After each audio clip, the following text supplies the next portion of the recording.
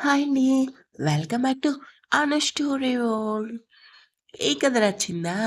అయితే సబ్స్క్రైబ్ చేయండి. మొక్కలకి నీళ్లు పోస్తూ, స్నానం చేసి టవల్ కట్టుకొని, పెరటి వైపు నుంచి నడిచి వస్తున్న పృథ్వీ వైపు చూసింది. హెయిర్ తుడుచుకుంటూ మామూలుగానే టెర్రస్ వైపు చూశాడు. తననే చూస్తున్న బృందం చూసి, ఏంటి? ఏం లేదు. మరెందుకు చూస్తున్నావు? బావున్నావని. నువ్వు నీ పిచ్చి వేషాలు. ముందు ఫాస్ట్‌గా రెడీ అవ్వు.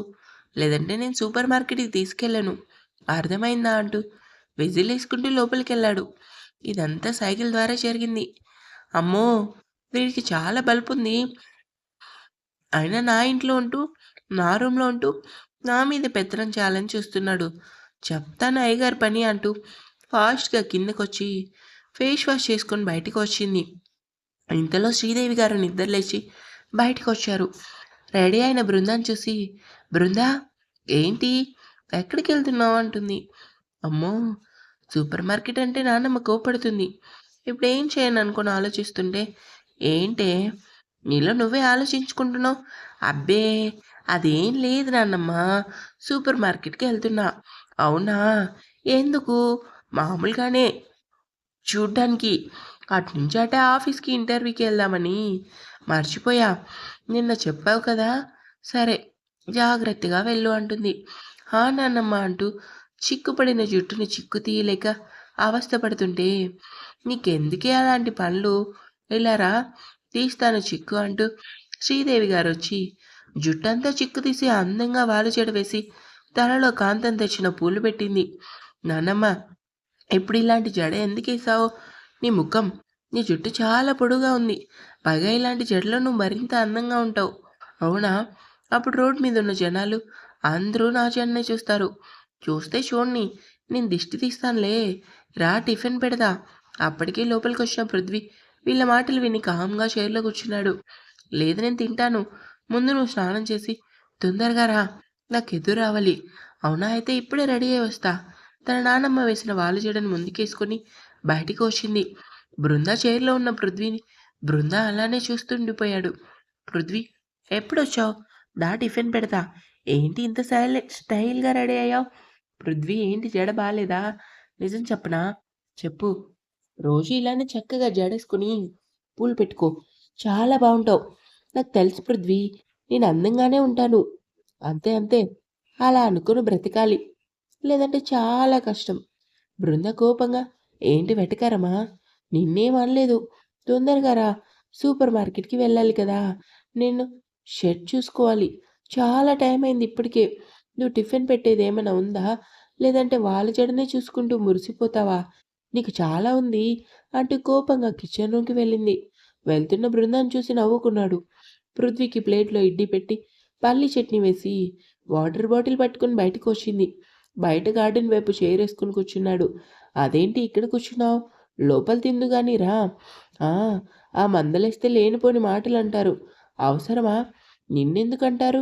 ప్లేట్ అతని చేతికిచ్చి మరీ అడిగింది. అనేది నన్ను కాదు నిన్ను. పనివాళ్ళు ఎక్కడ పెట్టాలో కూడా తెలీదా అంటూ నిన్నే తిడుతుంది. అసలే సంతోషంగా ఉన్నావు. పొద్దున్నే ఎందుకు నీ సంతోషాన్ని పాడు చేయటం? అందుకే బయటికి వచ్చేసా. బృంద నవ్వుతూ చూసింది. నా కన్నీరు కోసం ఆలోచించిన మొదటి వ్యక్తివి నువ్వే పృథ్వీ. ఏంటి అలా చూస్తున్నావు? ఏం లేదు కాఫీ తెస్తాను. ఓయ్! తినందే ముందు కూర్చోవే. ఏంటి పృథ్వీ? ఏమైనా మాట్లాడాలా? కాదంటూ ఇడ్లీ ముక్క ఆమె నోట్లో పెట్టి తిను ముందు. బృంద షాక్‌గా చూసింది. ఏమైంది అలా చూస్తున్నావు? నువ్వు వండింది నీకు నచ్చలేదా? లేదంటే ఎవరైనా చూస్తారని భయపడుతున్నావా? అదేంటి అలా నోట్లో పెట్టేశావు? మరి తినేది నోట్లో పెట్టగా ఇంకెక్కడ పెడతారే? లేచిన దగ్గర నుంచి ఏదోటి చేస్తూనే ఉన్నావు. అది చాలదన్నట్టు ఏం తినకుండా సూపర్ మార్కెట్‌కి రెడీ అయిపోయావు. తినకుండా ఎందుకున్నావు? ఆకలిగా లేదు పృథ్వీ. ఆకలిగా లేదా అంటే, ఆ ప్రభగారు తినే వరకు నువ్వు తినకూడదా? బృంద ఆశ్చర్యంగా చూసింది. ఇంట్లో అన్నీ చూసినట్టు ఎలా చెప్తున్నావు? ఇక్కడే కదా ఉండేది. అయినా నిన్ను జాగ్రత్తగా చూసుకోమని శివ మీ నాన్నగారు చెప్పారు. మరి నిన్ను జాగ్రత్తగా చూసుకోవాలి కదా! బృంద కంట్లో నీళ్ళు తిరిగాయి కానీ, అవి పృథ్వీకి కనపడనీయకుండా వెంటనే తుడుచుకొని నవ్వుతూ చూసింది. దా తిను. వద్దు నేను బాక్స్ తెచ్చుకుంటా. ఏం పర్లేదు తినవే అంటూ బృంద నోట్లో ఇడ్లీ కుక్కి తిన్నాడు. ఏదేమైనా నీకొచ్చే మొగుడు చాలా లక్కీనే. ఎందుకు? నీ వంట రుచి చూసి అలా పడుంటాడు. అంతే. అంత బావుంది. టిఫిన్ బాగా వండినంత మాత్రాన వంటలు బాగా చేస్తానని ఎలా చెప్పగలవు? అన్నం ఉడికిందో లేదో ఒక మెతుకు చూస్తే సరిపోతుంది బృందా. అన్నమంతా చూడక్కర్లేదు. నువ్వు చెప్పేది నాకేం అర్థం కాలేదు. నీకు అర్థమవ్వదు కానీ ముందు వాటర్ ఇవ్వు. ఆ! అంటూ పృథ్వీ చేతికి వాటర్ బాటిల్ ఇచ్చింది. అరే ఏంటి పృథ్వీ బయట కూర్చోబెట్టావు? పృథ్వీ నువ్వు లోపలికి రా. అదే నేను చెప్తున్నాను నాన్నమ్మ. కానీ అస్సలు నా మాట వినటం లేదు అంటూ కంప్లైంట్ ఇచ్చింది. పృథ్వీ నవ్వుతూ పైకి లేచి వెళ్దామా టైం అవుతుందంటాడు. నా బ్యాగ్ తెచ్చుకుని వస్తా అని బృందా లోపలికెళ్ళగానే పృథ్వీ చెప్పండమ్మా. ఏమనుకోకు. తనని జాగ్రత్తగా చూసుకో. ఎక్కడికైనా తీసుకుని వెళ్ళమని అడిగినా తీసుకెళ్ళు. ఏది కావాలంటే అది కొనిపెట్టు బాబు. నాకు అర్థమైంది బామ్మ. నాకంతా శివ చెప్పాడు కదా! బృందాకి ఏ కష్టం రాకుండా చూసుకుంటా. థాంక్స్ బాబు. ఇప్పుడు వెళ్తుంది. సాయంత్రం వస్తుంది. కనీసం అది పడుకోవటానికి కూడా రెస్ట్ ఉండదు. ఇంటి చాకరీ మొత్తం చేయిస్తుంది. కర్మ అంటూ బాధపడుతూ ఇంతలో బృంద బయటికొచ్చి, పృథ్వీ వెళ్దామా అంటుంది. ఆ బృంద పద అంటూ బైక్ స్టార్ట్ చేశాడు. శ్రీదేవి గారు ఎదురు రావటంతో బృంద సంతోషంగా నవ్వుతూ ముందుకు వచ్చి పృథ్వీ బండెక్కింది. సరిగా కూర్చున్నావా? ఆ పృథ్వీ పోనీ అంటూ చేతిలో ఉన్న చాక్లెట్ తింటూ మా నాన్నమ్మ ఏంటి నీకేదో చెప్తుంది. బయట నువ్వేమన్నా వెధవేషాలేస్తే 4 తగిలించమంటుంది. అబద్ధం. అబద్ధమేంటి? నిజమే చెప్తున్నా. నీ ముఖం నేను చాలా మంచిదాన్ని. నా గురించి మా నాన్నమ్మకి బాగా తెలుసు. నువ్వే నన్ను ఏడిపించడానికి అలా అంటున్నావు. పృథ్వీ నవ్వుతూ మరి తెలిసి కూడా ఎందుకు అడుగుతావు? నువ్వేం చెప్తావా అని అడిగాను కానీ, పృథ్వీ నాకో కోరికుంది తీరుస్తావా? మిర్రర్‌లో ఆమెను చూశాడు. చాక్లెట్ తింటూ రోడ్ చూస్తుంది. చెప్పవే ఏం కోరిక ఉంది? నైటంతా సిటీ చూడాలి. అది కూడా బైక్ మీద. ఏంటి? నైటంతా సిటీ చూడాలా? అది కూడా బైక్ మీద. అవును పృథ్వీ. ప్లీజ్. శివన్నయ్యకి కుదరదు. తను 24 గంటలు నాన్నతో ఉంటాడు. ఆహా! మరి నేను ఖాళీగా తిరుగుతున్నానా? ఛ! ఛ! నా ఉద్దేశ్యం అది కాదు పృథ్వీ. నైట్ టైమ్ నువ్వు ఎలానో ఖాళీ కదా! నన్ను తీసుకెళ్ళొచ్చు కదా! ఎంతో క్యూట్‌గా అడిగింది మన బృంద. పైకి కనిపించడం లేదు కానీ నీలో చాలా కోరికలున్నాయి. ఇలాంటి లాంగ్ డ్రైవ్‌లు గట్రా నా వల్ల కాదే బాబు. తొందరగా ఒక మంచి అబ్బాయిని పెళ్లి చేసుకో. నీ కోరికలన్నీ తీరుస్తాడు. ఏం అవసరం లేదు. ముందు రోడ్ చూసి డ్రైవ్ చెయ్యి అంటూ కోపంగా పృథ్వీ వైపు చూసింది. నీకు కోపం కూడా వస్తుందా? లేదు. నాకు కోపం రాదు అంటూ చాక్లెట్ తింటూ ఏదో ఆలోచిస్తుంది. అప్పుడప్పుడు కాస్త పక్క వాళ్ళకి పెట్టడం నేర్చుకో. అప్పుడే నీ కోరికలన్నీ తీర్చే మంచి మొగుడొస్తాడు. చాక్లెట్ కావాలని అడగొచ్చు కదా అంటూ ఒక బైట్ చేత్తో తీసుకొని పృథ్వీ ముందుకు చాపి దా తిను ఆ అంటూ నోరు తెరిచాడు. పృథ్వీ నోట్లో పెట్టింది. నీకు చాక్లెట్స్ అంటే ఇష్టమా? అవును. ఎందుకలా అడిగావు? ఏం లేదు. చిన్న పిల్లలా మూతికి అంటుకునేలా నా నోట్లో పెట్టావు కదా! అందుకు అంటూ చిన్నగా నవ్వాడు. నిన్ను పోనీలే అని పెడితే నాకే పేర్లు పెడతావా? అంటూ పృథ్వీ వీపు మీద ఒక్కటేసింది. సరే దిగు. సూపర్ మార్కెట్ వచ్చింది. బృంద బైక్ దిగి చుట్టూ చూసింది. సూపర్ మార్కెట్ ఎదురుగా పృథ్వీ పనిచేసే షెడ్ చూసి ఆశ్చర్యపోయింది. పృథ్వీ బైక్ పార్క్ చేసి ఏమైంది అలా షాక్ అయ్యావు? ఇంత పెద్ద షెడ్‌లో నువ్వొక్కడివే వర్క్ చేస్తావా? నాతో పాటు మరో ఇద్దరుంటారే. అవునా? అంటూ పృథ్వీ వైపు చూసి చూడ్డానికి హీరోలా ఉన్నావు. బుద్ధిగా చదువుకుని ఏ డాక్టర్‌నో, బిజినెస్ మ్యానో, పోలీస్‌నో అవ్వచ్చు కదే! ఇలా రౌడీలా తయారయ్యావు.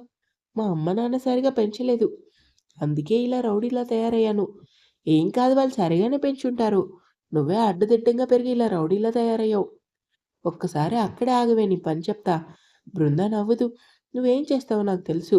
నన్ను కొట్టే ఛాన్స్ నీకు అస్సలివ్వను అంటూ నవ్వుతూ వెనక్కి అడుగులు వేసింది. పృథ్వీ నవ్వుతూ బృంద వైపు చూశాడు. వేగంగా ఒక కారు రావడంతో ఏ అక్కడే ఆగవే.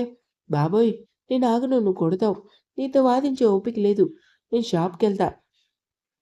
కారు స్పీడ్‌గా రావడం చూసి పృథ్వీ వెంటనే అలర్ట్ అయ్యి బృంద చేతిని పట్టుకుని విసురుగా ముందుకు లాగాడు. అంతే. అమాంతం వదిలి ఎదపై వాలిపోయి అతన్ని చుట్టుకుపోయింది. బృంద కారు వేగంగా ముందుకు వెళ్ళిపోవటంతో పృథ్వీ గట్టిగా ఊపిరి తీసుకున్నాడు. ఏయ్! నీకేమైనా పిచ్చా? వెనక ముందు ఏం వస్తున్నాయో చూసుకోవా? భయంతో పృథ్వీ షర్ట్ కాలర్ గట్టిగా పట్టుకొని వణికిపోయింది. బృంద ఆమె వెన్ను నిమురుతూ భయపడకు. చూడు నీకేం కాలేదు. నువ్వు బ్రతికే ఉన్నావు. బృంద భయంతో పృథ్వీని వదిలి థాంక్స్ పృథ్వీ అంటుంది. బృంద ముఖం చూడగానే పృథ్వీ షాక్ అయ్యాడు. ఏంటే నీ వంటి నిండా అంతగా చెమట పట్టేసింది. చిన్నదానికే ఎందుకు అంత భయం? పక్కన నేనున్నాను కదా! ఇంతలో బృంద వెనుక ఉన్న ఒక వ్యక్తి ఎలా ఉన్నావు బృందా? ఆ వాయిస్ వినగానే బృంద భయంగా వెనక్కి తిరిగింది. అతనెవరో కాదు ప్రభా అన్నయ్య ఉత్తేజ్. ఉత్తేజ్‌ని చూడగానే బృంద తన పక్కన ఉన్న పృథ్వీ చేతిని గట్టిగా పట్టుకుంది. పృథ్వీ ఉత్తేజ్ వైపు చూశాడు. ఎవరు మీరు? దీనికి కాబోయే మొగుడిని. బృంద కోపంగా చూసింది. చూడండి మీరిక్కడి నుంచి వెళ్ళండి. నోటికొచ్చింది మాట్లాడితే మాత్రం అస్సలు బాగోదు. తడబడుతూ వణుకుతూ వస్తున్న బృంద మాటలకి పృథ్వీ ఆమె చేతిని మరింత గట్టిగా పట్టుకున్నాడు. ఉత్తేజ్ నవ్వుతూ బృంద దగ్గరకొచ్చి ఆమె చేతిని పట్టుకున్నాడు.